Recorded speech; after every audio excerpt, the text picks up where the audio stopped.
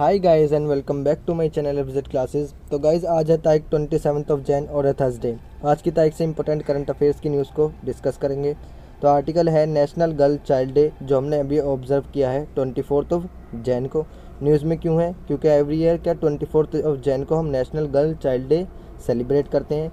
ये आर्टिकल हमारा PIB में भी आया था। PIB हमारे करंट अफेयर्स के लिए एक one of the most important source है। ये आर्टिकल हमारा GS पेपर 2 में issues related to children womens issues से इंपॉर्टेंट है। न्यूज़ में क्यों है इसके बारे में थोड़ा सा जान लेते हैं।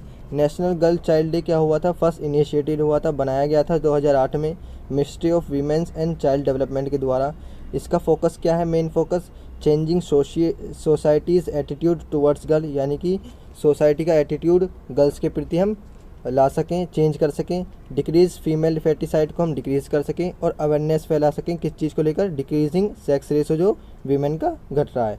अभी एक वेबिनार हुआ था सेव द गर्ल चाइल्ड, जिसको नेशनल कमीशन फॉर वीमेन ने चलाया था। Issue related to girl child issues क्या हैं? एक तो फीमेल इन्फेंटिसाइड्स है एंड फोर्टिसाइड्स है। ये one of the highest rate है फीमेल फोर्टिसाइड का वर्ल्ड में। फीमेल फोर्टिसाइड क्या है कि हम गर्ल को कम प्रीफरेंस देते हैं सन के कंपैरिजन में। सेंसेक्स ने बताया 2011 के कि गर्ल्स की पॉपुलेशन घटी है 78 मिलियन से 75 मिलियन हो गई है 2001 से 2011 तक। फीमेल फोर्टिसाइड क्या होता है? फीमेल फोर्टिसाइड वो होता है जब हम माँ की गोद में क्या कर देते हैं, लड़कियों को मार देते हैं, उसे फीमेल फोर्टिसाइड बोल देते हैं। चाइल्ड मैरिज क्या है? 1.5 million girls under 18 get married India, यानी कि लमसम 10 लाख के करीब क्या हो रही हैं, 18 से पहले लड़की की शादी कराई जा रही है।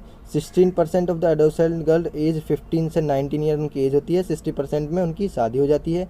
While child marriage has decline, child marriage क्या हो रही है? घट रही है। जो 27% थी 2015-16 में, 23% बची है किस चीज़ में? 2019-20 में। ये नेशनल फैमिली हेल्थ सर्वे का डाटा है। चाइल्ड मैरिज क्या होती है देख लिया अभी हमने।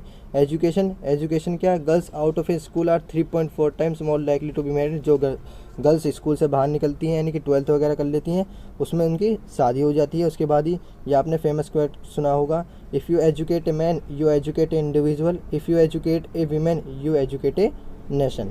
इसके एडवांटेज क्या है? अगर फीमेल को एजुकेशन देंगे, अगर फीमेल पढ़ेंगी तो वो more able to influence their future, अपने फ्यूचर को संभालेंगी। अगर फीमेल एजुकेटेड होंगी तो वो रिड्यूस करेंगे पॉवर्टी को। फीमेल एजुकेटेड होंगी तो रिड्यूस करेंगे रिस्क ऑफ चाइल्ड मोर्टिलिटी को। और क्या है? Health and mortality, unequal opportunity दी जाती हैं गर्ल्स को। अंडर 5 मोर्टिलिटी फॉर गर्ल, यानी कि 5 साल से पहले गर्ल्स की डेथ कर दी जाती है। ये ज़्यादा है किस चीज़ में? गर्ल्स में, कंपेरिजन टू बॉयज़ 8.3%। तो नेक्स्ट आर्टिकल है negative ion technology. Negative ion is equals to radioactive. आज इस आर्टिकल के बारे में पूरा डिटेल्स में पढ़ेंगे। ये रिसेंटली क्या हुआ है? Authority for nuclear safety and radiation protection ANVS ने क्या करा है? नेदरलैंड की ये कमेटी है, इसने आइडेंटिफाई किया है कि किस तरीके से नेगेटिव आयन्स हमारी बॉडी के लिए लाभदायक नहीं होते हैं। ये आर्टिकल हमारा द हिंदू में भी आया था।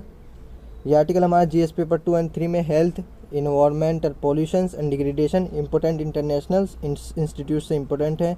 अबाउट नेगेटिव आयन क्या होती हैं? नेगेटिव आयन्स वो होती हैं जैसे हम कुछ पहनते हैं तो उनसे रेडिएशन निकलती है, जैसे ज्वेलरीज वगैरह, रिस्ट पहनते हैं, रिस्ट बैंड्स पहनते हैं, उनसे जो रेडिएशन निकलती हैं वो आदमी के लिए बहुत डिसएडवांटेजेस होती हैं। उनसे पॉल्यूटेंट्स बन सकते हैं, वो पॉल्यूटेंट्स नेगेटिवली चार्ज बन सकती हैं जब वो आपस में मिलेंगी। इसको लेकर कंडीशन अभी मैंने बताया कि highly the background level and in some cases high enough to require a licensing, यानी कि लाइसेंस की ज़रूरत है अगर ज़्यादा आप इनको यूज़ करेंगे। दो तरह की होती हैं रेडिएशंस, नॉन आयोनाइजेशन और आयोनाइजेशन। नॉन आयोनाइजेशन जो होती हैं वो थोड़ी कम डिसएडवांटेज करती हैं और आयोनाइजेशन ज़्यादा करती हैं। जैसे नॉन आयोनाइजेशन में क्या आता है? Earth and subways, AC power, CRT monitors.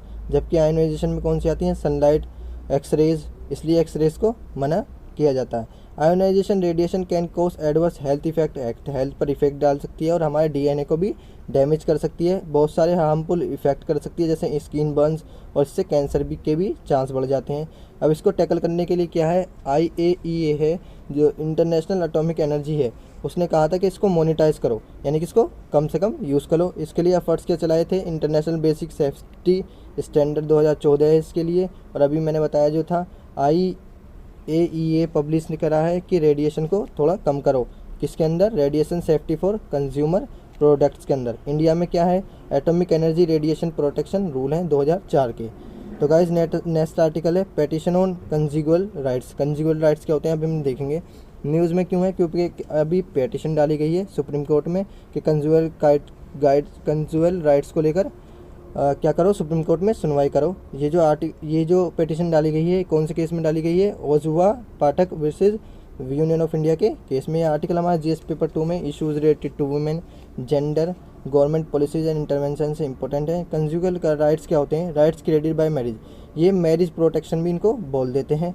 जो जैसे मैं आपको समझाऊं, जैसे किसी की मैरिज हुई तो अगर कोई गर्ल्स या बॉयज़ उनमें से क्या करना चाहता है कि डिवोर्स देना चाहता है और डिवोर्स नहीं लेना चाहता कोई, कि डिवोर्स दे दिया तो डिवोर्स नहीं लेना चाहता, तो कोर्ट में जा सकता है कि मैं डिवोर्स नहीं लेना चाहता हूँ इससे। यानी कि ये क्या करता है, मैरिज को प्रोटेक्शन करता है। Section 9 of Hindu marriage act भी यही कहता है और section 22 of special marriage act भी यही कह सकता है कि हस्बैंड के पास या वाइफ के पास क्या है, पावर इनके पास कि वो कंप्लेंट कर सकते हैं अपने withdrawal from the marriage without reasonable cause. यानी कि अगर कोई रीजनेबल कॉज नहीं है डिवोर्स का तो उसको वो विड्रॉ भी कर सकते हैं। The concept of restitution in conjugal rights, ये कॉन्जुगल राइट्स कब से आए थे, कॉलोनियल ग्रुप से यानी ब्रिटिश से ही चलते आ रहे हैं, जेविस लॉ से चलते आ रहे हैं और डाइवोर्स एक्ट हमारा है 1869। रीज़न क्या है, इसको चैलेंज क्या करेंगे, अगर ये आ गया तो इससे क्या होगा, वायलेशन ऑफ राइट्स होगा, यानी कि फंडामेंटल राइट्स का क्या होगा, वायलेशन होगा। इसके लिए एक कमेटी बनाई गई थी 2017 में, 9 जज bench of the supreme court में एक कमेटी बनाई गई थी फंडामेंटल राइट्स को प्रवेशी करने के लिए।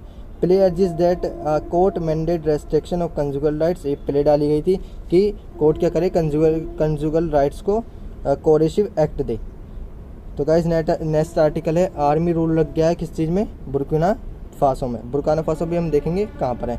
आर्मी ने अनाउंस किया है क्या, इसको मिलिट्री कूप भी बोलते हैं, यानी कि मिलिट्री का तख्ता पलट। वहाँ के प्रेसिडेंट को क्या करा है, हटा दिया है, रोज कैबोर उनका नाम था, सस्पेंड कर दिया है, वहाँ के कॉन्स्टिट्यूशन को डिसॉल्व कर दिया है, वहाँ की गवर्नमेंट को। बुर्किना फासो आप देख सकते हैं, ये अफ्रीका में वेस्ट की तरफ आपको छोटी सी कंट्री एक बुर्किना फासो दिखेगी।